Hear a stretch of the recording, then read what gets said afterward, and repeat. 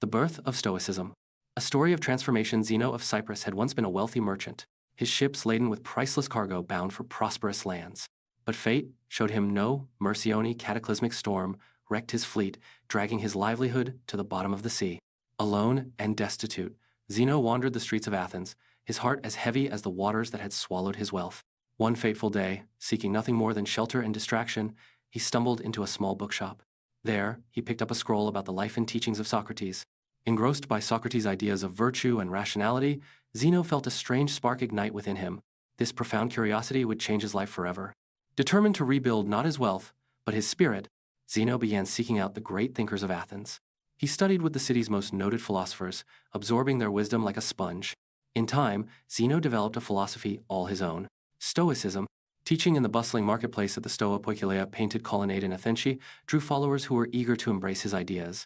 The term Stoicism was born from these humble gatherings, and its influence would ripple across history. At the heart of Stoicism lay a profound truth. Humans might not control what happens to them, but they can control how they respond. Zeno taught his followers to live according to the rational structure of the universe, a principle he called logos. Through self-reflection and virtuous living, they could navigate life's chaos with composure and dignity. Stoicism emphasized 4 cardinal virtues: practical wisdom, making sound decisions; courage, facing adversity; justice, treating others with fairness; and temperance, practicing self-restraint. Zeno's teachings inspired countless generations. His Stoic successors built on his ideas, including famous names like Seneca, Epictetus, and Marcus Aurelius. Seneca, for instance, championed the principle that all people share a common humanity. He urged Romans to treat even their slaves with fairness and wisdom. Marcus Aurelius, the philosopher-emperor of Rome, embodied Stoicism in his celebrated Meditations. He reminded himself daily to meet challenges with strength and clarity, writing, "You have power over your mind, not outside events. Realize this, and you will find strength." Centuries later, Marcus Aurelius's words would guide Nelson Mandela during his 27 years of imprisonment. As Mandela sat in his Robben Island cell, he drew comfort from the Stoic belief that while he couldn't control his captors, he could control his thoughts and actions. This mindset not only sustained him, but inspired his vision of peace and reconciliation. Upon his release, Mandela bore no grudge against his oppressors. Instead, he led South Africa toward healing, proving the timeless power of Stoic ideals. Although Stoicism declined as an organized school of thought, its impact endured.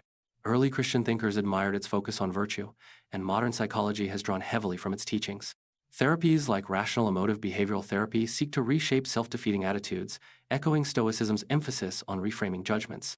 Furthermore, Viktor Frankl's logotherapy, which focuses on finding meaning even in suffering, embodies the Stoic principle of inner control amidst external chaos. Today, Stoicism continues to influence lives as people strive to remain calm under pressure, practice self-control, and treat others with fairness. Its principles of temperance, justice, courage, and wisdom remain as relevant as they were in Zeno's time. What began with a shipwreck transformed into a philosophy that has guided emperors, freedom fighters, and countless others toward lives of virtue and resilience. Summary: Zeno of Cyprus's philosophy, born out of adversity, evolved into Stoicism, a timeless guide to living virtuously, accepting life's challenges, and focusing on self-improvement. From Marcus Aurelius to Nelson Mandela, its teachings have shaped individuals across history and continue to offer wisdom and strength to people today.